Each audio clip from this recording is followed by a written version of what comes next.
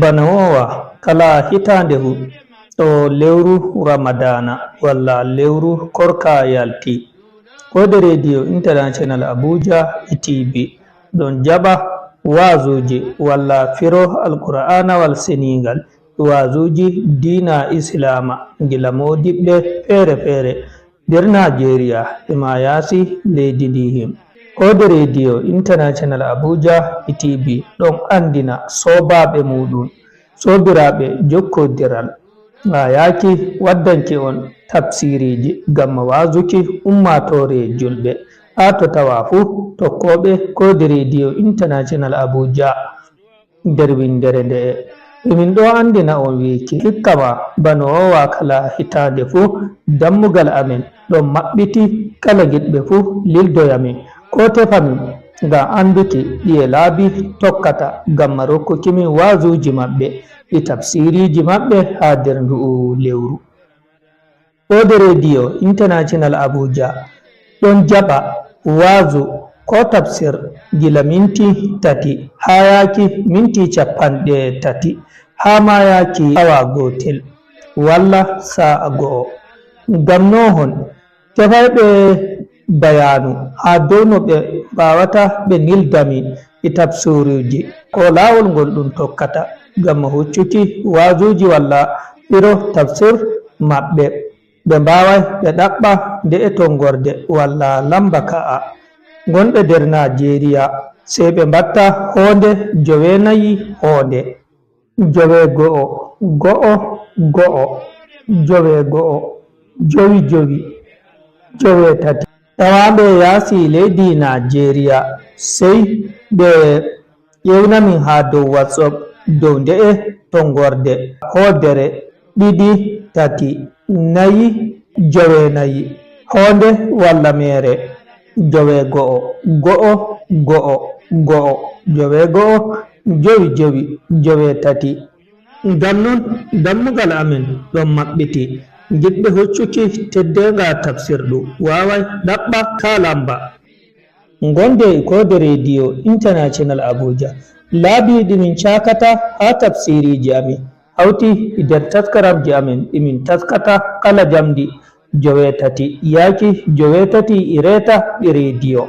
nden bo min battay tafsiriji ɗin live walla darnde goo dow hello facebook kode radio hawtande e channel youtube amin kode tv nden bo min ɓilay bidiyoji guddi guddi gila minti gotel yaki minti tati ha dow tiktok amin ɗum kode tv nden bo audioji ɗi tafsiriji ɗin on mbawai keɓonɗi ha dow channel telegram amen www.t.me/kode radio ɗi laabi kanji woni laabi ɗimin cakata wazuji amen bano wowa derɗom kaaru fu sobiraɓe amen tawaɓe ha leydi kamaru inanta leydi nijar bowuɓe nildoykimi ma tawaɓe nder nigeria gure bauchi gombe e adamawa dammugal amen ɗon maɓɓiti gamma jaɓuki tafsiriji mon nden bo giɗɓe fuɗɗa rokkukimin tafsir dammugal amen ɗon maɓɓiti sey ƴewno nde tongorde walla lamba ka'a kamin dokki on mamin nani on allah hawta e moƴƴe taweteɗe nder lewru waroru lewru ramadana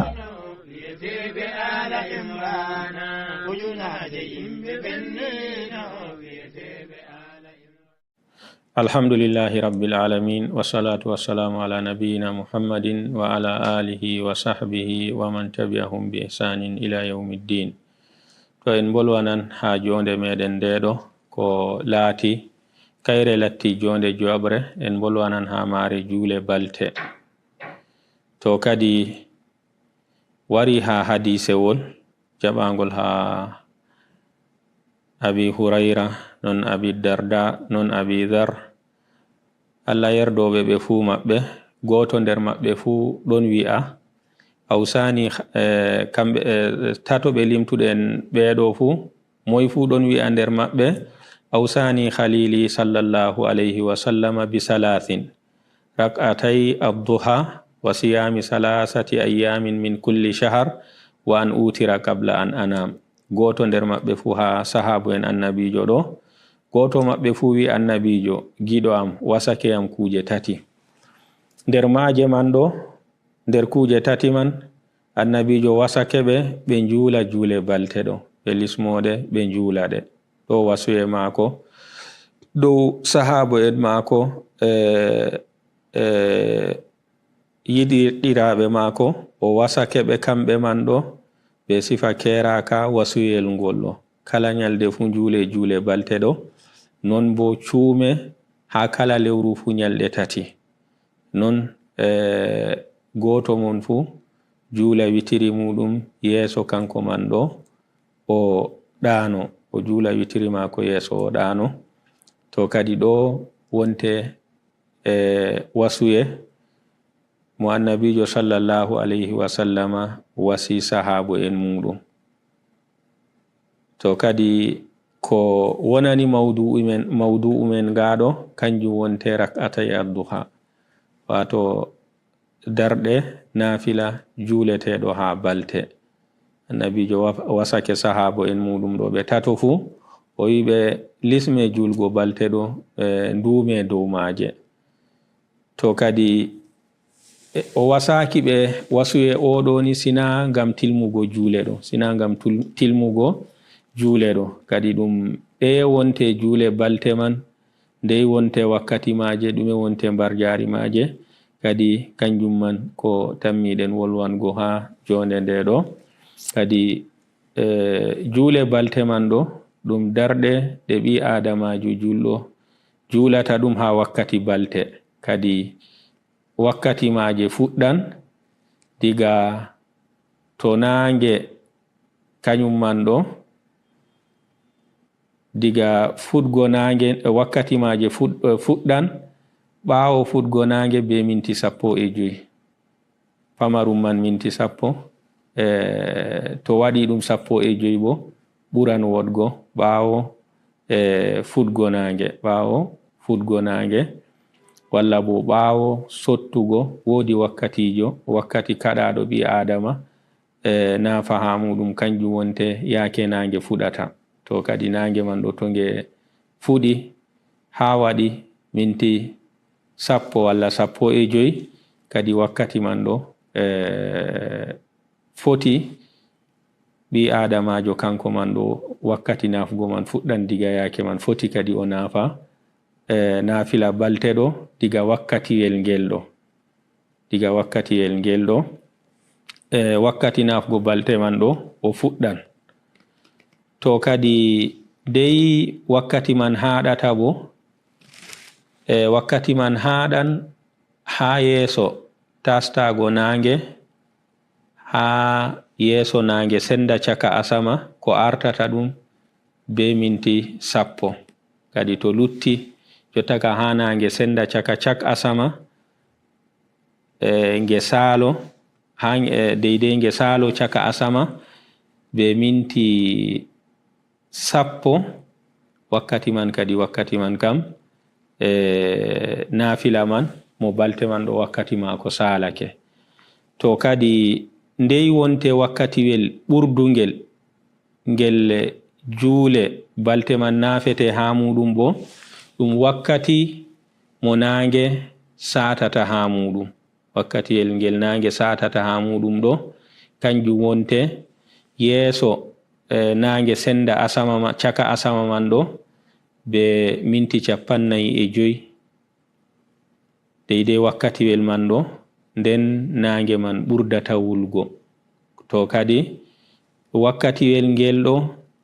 nden ha ɓurata wakkatiwel ɓurngel ngel goɗɗo hani nafa nafilaje man ha muɗum. Ka en bi fuɗɗugo kam ɓawo fuɗgo nange be minti 15. To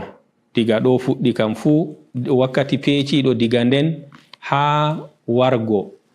yeso nange senda caka asama be minti 10 ha ɗo darnata nafilaje man ɗon ɗe daroto. To wakkatiwel ɓurdungel man ɗo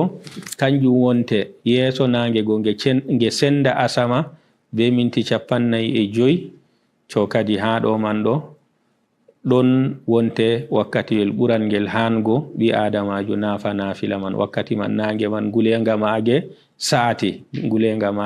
saati to kadi wakkati ngulenga nange satata ɗo nden ɓurata hango ɓi adama nafa nafilaje man ha wakkatiwel man. To kadi wari nder ɓural darɗe ɗeɗo wari ha hadisewol man ɗo kala nde weeti fu ɓi adamajo ha ɓandu muɗum ɗo ɗon mari terɗe 300 jokke 360 ha ɓandu ɓi adama. Ɗo jokkere banniɗo aliman ɗum ha ɓandu maɗa maran terɗe man 360. To kadi terɗe 360 ɗo kala gotal fu ɗon mari haje dokkana ɗum sadaka kala nyalde nde nange fuɗata ha muɗum fu terɗe maɗa ɗo ɗe ɗon mari haje dokkanaɗe sadaka. To kadi darɗe ɗiɗi ɗe julata ɗum ha balte, darɗe ɗiɗi man ɗo kanje man ɗo ɗe ke'ante sadaka terɗe maɗa 360 man ɗo. To a juli balte man darɗe ɗiɗi ɗo kadi banto a hokki sadaka gonga dow terɗe maɗa 360 man ɗo darɗe man ɗiɗi ɗe ke'anima sadaka man. So kadi ɗo man ɗo ɗum ɓural ɗuɗgal jule balte man keɓruɗa be magal. Ɗum ɓural ɗuɗgal ngal keɓruɗa be muɗum ha jule balte man ɗo deidei kala tergal jokkere nder jokke ɓandu maɗa fu a hokkani ɗum sadaka. To ngam man kadi hani ɓi adamajo o lismo jule balte man,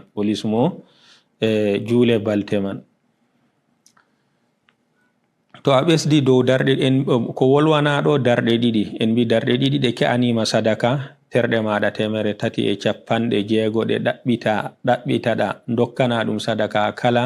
nyalde nde nange fuɗata ha muɗum fu ɗum darɗe ɗiɗi ɗe ke'anima. To amma kadi to a ɓesdi bo ɗo bo a ɓesdani hoorema mbar jari. To a ɓesdi dow darɗe ɗiɗi man ɗo kanjum latti ko ɓurata ɗum ɓurante kadi kala sujidere nde sujititta fu Allah ɓamtirte darja be muɗum, Allah ɓamtirte darja be sujidere man, o yafane bo bofi maɗa be sujidere man.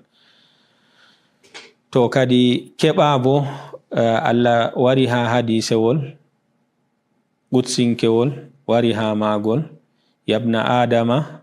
sallili min awwalin nahari 4 raka'atin akfika akhirahu. Allah wi ha hadisewol man ɗo ya an ɓi adama julanam ha aran nyaloma darɗe 4 nden mi he'ane min do ragare nyaloma man. Jawmirawo ƴewni wi ya an ɓi adama julanam ha aran nyaloma maɗa darɗe 4 mi he'ane min do ragare nyaloma maɗa. To kadi darɗe 4 man ɗo wi'ama ɗum jule balte man. Ha hadisewol aranon en jangino darɗe ɗiɗi, ha ɗo bo darɗe 4. To ni kam darɗe man ɗo a julan darɗe ɗiɗi he'ante a julan darɗe 4 a julan ko ɓuri a julan 6 a julan 8. To ɗume wonte ɗuɗɗum maje ɓe mbi'a woɓɓe wodi wiɓe ɗuɗɗum maje darɗe 12. To kadi modiɓɓe woɓɓe ɓe ñiicini wala kerol ha ɗuɗɗum jule balte ni kam a julan ko ɓuri darɗe 12 ban wiɓe darɗe man ɗum ɗuɗɗum maje 12 bo ɓe mbi deidei ko tabiti wala limgal gargal ɓesdi dow darɗe 12 man. To kadi woɓɓe bo ndari deidei ha hadiseji man wala ko herɗinta ɗe latto goɗɗo ɓesdata dow darɗe 12 man. Ngam man ɓe mbi kadi wala kerol ha ɗuɗɗum maje ni kam foti nafaɗe ko ɓurata darɗe 12 man. To kadi hani dow ɓi adamajo kakkilɗo kanko man ɗo o rena dow nafilaje ɗo o sappina bo tana mako dow nafilaje man. Kanko o nafaɗe o solna tana mako bo kanyum man bo nafaɗe. ngam na khairu kam ɗum hunde fecinde to o naafiɗe o heynitorake be hoore maako o heɓan barjari deydey ko nannden ɗo o heɓan barjari ko wi'aman pat wala ko fasititta e noyi to o sappiniɗe tana maako bo min kam mi naafi a sappiniɗe tana maɗa bo naafata no naafi ɗo bo a ɓesdorake khairu a heɓan khairu barjari naafila ma an be hoorema a heɓan barjari maako kanko mo mbiɗa ka naafi to kadi ɗo man ɗo kanjum latti ko ɓurata ɓi adamajo kuugal bongal to a ɗon huwangal solantana maɗa bo huwangal na ɗum kuugal masalan ban kuuɗe duniya goɗɗo wi'a min mi ɗon huwa mi ɗon heɓa barjari ni masalan min mi hertoro be maari goɗɗo feere kañum ta mi wi'a ɗum ma sakko waɗa kañum bo heɓa to ɗum wonayi banniɗo innama kala nde mbiɗa tana maɗa kañum bo latti be sababu maɗa waɗi fu kadi bo an go ka a ɓesdake khairu a heɓan barjari kuugal mo mbiɗa ka huwi to kadi ngam man an sappintana maɗa bo huwa ngam keɓra be majum barjaje lattiɗe ɗuɗɗe to kadi nder majum ban mbiɗen ɓi adama ɗon jula julde muɗum nde farilla ko fe'oto sheyɗan bo ɗon haɓa be muɗum ha nder julde muɗum man ɗo wara